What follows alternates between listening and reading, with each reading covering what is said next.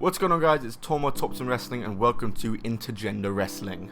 This is a series where we look back on WWE superstars' different intergender reactions, old or recent. I talk about the impact of the moment itself, talk about the actual moment, like what happened, the repercussions of it and what it did for the future, and a bit of trivia. And today's episode is a very interesting one because we are doing CM Punk and we have a couple to go through. You might see that we have AJ Lee in the thumbnail and the title. That is an interaction that did happen, a very interesting one. We're going to get onto that in the last part of the video because I'm sure that's the part you're most excited for. But if you are new to the channel, guys, be sure to hit subscribe and turn post notifications on. Smack the like button, leave a comment below to help with the interactions and all that. I upload multiple wrestling videos a week, and Intergender Wrestling is my main series and something I want to do more going forward. So let me know who you'd like to see me do next. I've got some ideas, probably one with John Cena that I recently discovered, but I'm rambling. In this episode, we have stuff from the Royal Rumble, we have a table spot, and we even have some unseen live event footage that you probably might not have seen before. Let's get right into it, starting off with Beth Phoenix. So the first moment I got to go through with CM Punk is probably one that we were all expecting, one that we all know, and that is Beth Phoenix's appearance in the 2010 Royal Rumble match, a very impactful appearance that she did have. We all remember how this moment goes. CM Punk was just getting destroyed by the Great Khali, then all of a sudden Beth Phoenix runs in, tussles with the Great Khali a bit, stares him down, and ends up eliminating him in one of the funniest ways possible with that kiss in such a funny elimination. And then she sets her sights on Punk, she starts beating the crap out of him, lifts him on her shoulders for a really big pop, looking like she's going to eliminate him. Then CM Punk turns it around, hits her with the go to sleep, and does eliminate her.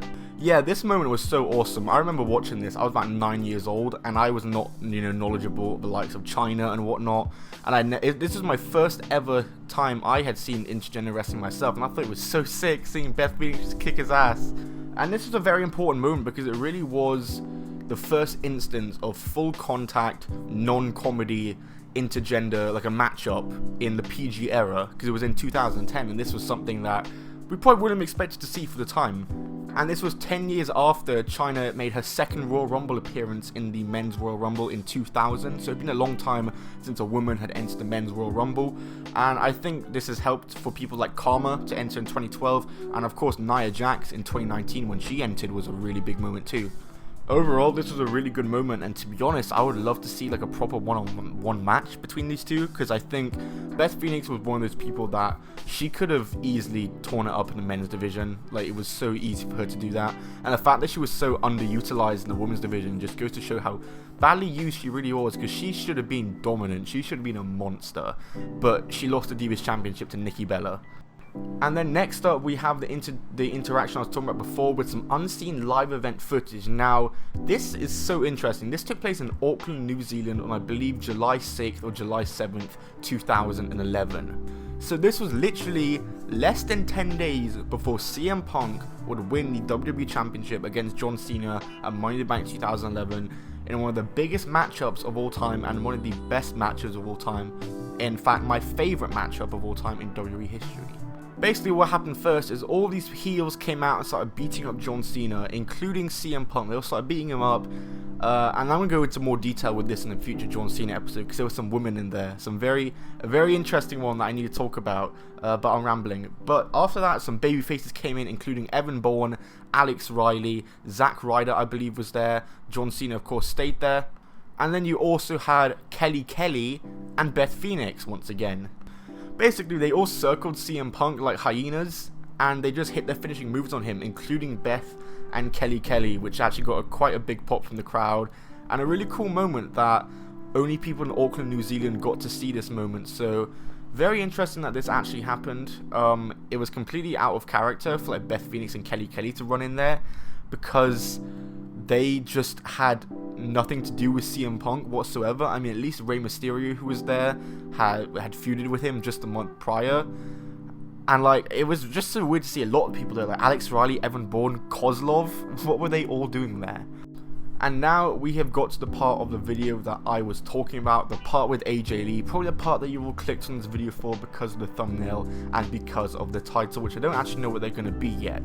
But this happened in 2012 during CM Punk and Daniel Bryan's WWE Championship feud, leading up to Money in the Bank 2012, where AJ Lee was a special guest referee in their Extreme Rules match. Really awesome feud that these two did have, and this was the year that AJ really came into her own. It was a very interesting spot. AJ Lee came out while Punk and Bryan were having a match on Raw. She got a table, put it out on the outside, set it up, and she was going to the top rope as if she was about to jump inside it, or jump through it to sacrifice herself in a way. Very strange and quite dark, if anything. What would happen is that Daniel Bryan went to the bottom to try stop her and try catch her in case she did jump, and CM Punk went to the other side of the turnbuckle to try convince him not to. AJ would kiss Punk and then push him off. He would land on Bryan and both of them would go through the table. Then AJ Lee would just start doing the yes chant. This was so weird and kind of mad at the same time. I don't remember the last time we saw a table spot between men and women, bar the time we had the Extreme Rules matches recently with Lacey and Baron against Seth and Becky. Either way, that was really cool. A very strange moment in the fact that she was going to almost sacrifice herself by going through the table. Very morbid. But yeah, some crazy stuff there. So guys, thanks for watching this video. If you did enjoy, smash that like button. I've got a couple videos planned for Intergender Wrestling. I got 2 top 10 lists planned to come out really soon, and 1 coming soon in terms of a superstar, talking about them. Man or woman, comment in the comment section who you'd like to see me do next. We've done Becky Lynch, we've done Cena, we've done Seth versus Lacey, Becky versus Baron, and we've done Seth Rollins itself with his match that he had against Karma one time. But yeah, leave it in the comments below, guys. Thank you guys so much for watching this video. Interestingly enough, CM Punk dated both the people in this video, which is kind of weird.